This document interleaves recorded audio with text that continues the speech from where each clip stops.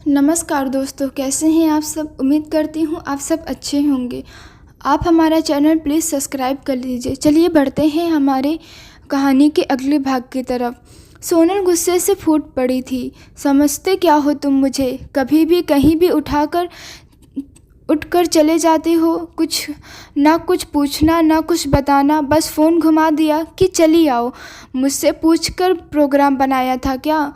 अरे पूछना तो छोड़ो, बताने तक की भी ज़रूरत नहीं समझी। अच्छा तो अब क्या हर चीज़ के लिए तुमसे इजाज़त लेनी पड़ेगी?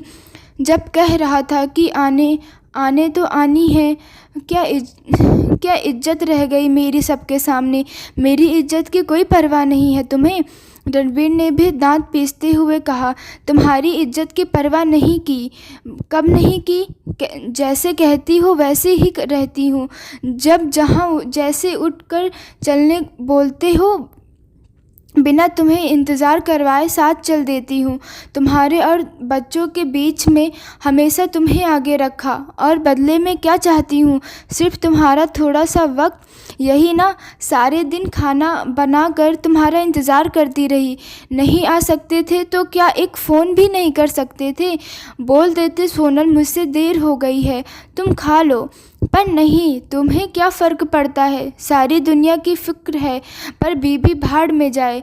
बोलते बोलते सोनल की आवाज़ रुंध गई थी। खाना खाना खाना, अरे क्या खाना खाना लगा रखा है? कौन सी ऐसी 56 भोग बना कर रख लिया था? कभी तो खाने से ऊपर उठकर सोचो। मैं तुम्हें दुनिया दिखाना चाहता हूँ और तुम्हें बस रसोई दिखाई देती है। इससे ऊपर कभी उठ ही नहीं सकती। यही फ़र्क होता है एक पढ़ी लिखी और एक बेवकूफ़ औरत में। बोलते बोलते आज रणवीर कुछ ज़्यादा ही बोल गया था। शायद सोनल के कम पढ़े लिखे होने के बरसों की दबी चीज़ आज निकल गई थी। आज इसी बात का ताना उसे मार गया था, जो सोनल को कहीं बहुत गहरा चुभ गया था। ये बात बोलने का तुम्हें कोई अधिकार नहीं। तुम आए थे मेरे दरवाजे पर। तुम शादी के लिए पगला रहे थे। उसी वक्त अपनी पढ़ाई लिखाई के विषय में सब कुछ बता दिया था मैंने। बोलो, बताया था या नहीं? तब तो तुम्हें कोई आपत्ति नहीं थी। मेरे पापा ने उस समय अपनी असमर्थ जात थी शादी के लिए, तो खुद ही आगे बढ़कर बोले कि बस दो जोड़ी में लड़की को विदा कर दीजिए। और आज तुम मुझे इस चीज़ का ताना मारोगे और मैं सुनूंगी, ये मत सोचना। सोनल भी अब बर्दाश्त न कर सकी और रणवीर को जो मन आया सब बोलती चली गई। आज रात दोनों में से कोई भी पीछे हटने की तैयार नहीं था। सुबह उठकर न सोनल ने चाय बनाई और ना ही नाश्ते की तैयारी की, और रणवीर ने भी कुछ नहीं कहा। थोड़ी देर इंतज़ार करने के बाद उठकर ऑफिस चला गया। 2-3 दिन इसी तरह शीत युद्ध जारी रहा। बाद में रणवीर एक दिन सोनल को साथ लेकर बाहर गया और उसे थोड़ी बहुत शॉपिंग कराकर उसका मूड ठीक कराने की कोशिश की।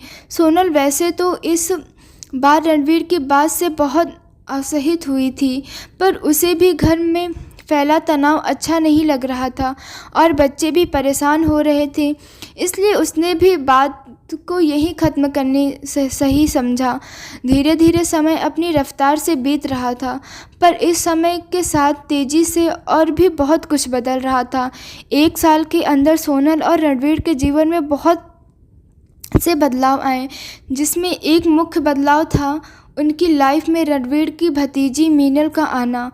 अपने भाई की मृत्यु के उपरांत उनके बच्चों की जिम्मेदारी रणवीर और उसके बड़े भाई के ऊपर आ गई थी। बड़े भाई ने थोड़ी चालाकी दिखाई और भतीजी को अपने पास रख लिया और मीनल को रणवीर के साथ भेज दिया। शुरू में रणवीर ने सोनल को कहा कि सिर्फ 3-4 महीने ही रहना है। सोनल को भी बेटी की चाह तो थी ही। वो भी खुशी तैयार हो गई और गांव से मीनल उसके साथ शहर आ गई। हालांकि शहर के 2 कमरों के घर में एडजस्ट करने में दिक्कत हो रही थी। रुद्र अपनी पढ़ाई के कारण एक कमरे में अकेले कब्जा रखता था। रोशन रूम में सोता और एक कमरा सोनल और रणवीर का था। पर जब मीनल भी थी तो सभी को एडजस्ट करनी ही थी। मीनल भी 20-21 वर्ष की हो रही थी। गांव में ही मीनल ने बारे में सोनल ने बहुत सी बातें सुनी थी और शायद यही वजह था कि उसे साथ शहर भेज दिया गया था।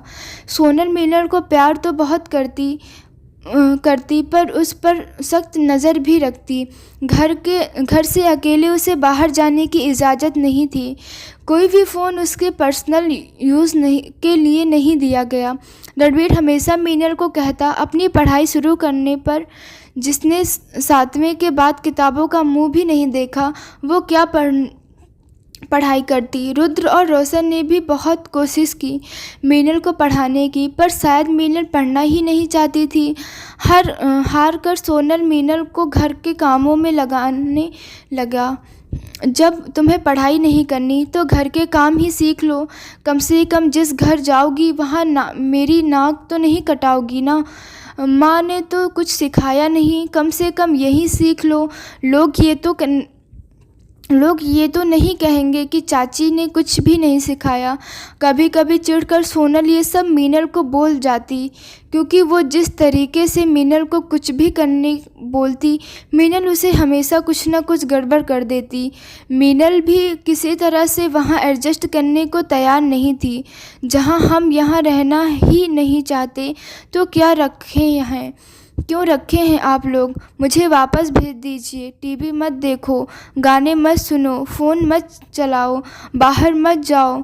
इतनी पाबंदी लगा रखी है जैसे जेल में बंद हूँ मैं। दम घुटता है मेरा यहाँ। मीनल भी अक्सर जवाब दे देती, फ़ोन पर करो ना बात, करो मेरे सामने, जिससे भी बात करना है बोलो, मैं लगा कर दूंगी फ़ोन, पर बात तो मेरे सामने ही होगी। छुप कर सोचोगी बात करने तो वो भी करने नहीं दूंगी। और कहाँ जाना है? बाज़ार जाकर देखो, चील कौवों की तरह मुझे यहाँ नोच कर नहीं खा जाएंगे सब। तो नाम बदल देना मेरा, अपने साथ तो जहाँ भी जाते हैं ले ही जाते हैं तुम्हें। सोनल भी उसे हर बार करारा जवाब देती।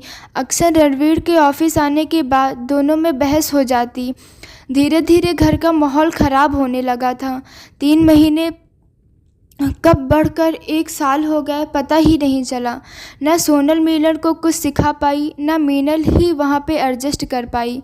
हाँ, ये ज़रूर हो गया था कि मीनल को अपनापन देने के चक्कर में रणवीर सोनल और बच्चों से दूर होता चला गया। सोनल और रणवीर के बीच लड़ाइयाँ बढ़ती चली गईं और इसका मुख्य कारण अक्सर मीनल ही होती। मीनल भी दोनों के बीच गलतफहमियाँ पैदा करने का कोई मौका हाथ से नहीं जाने देती। रुद्र और रोशन भी इन सब से परेशान होते हुए खुद से ही सिमटने लगे थे।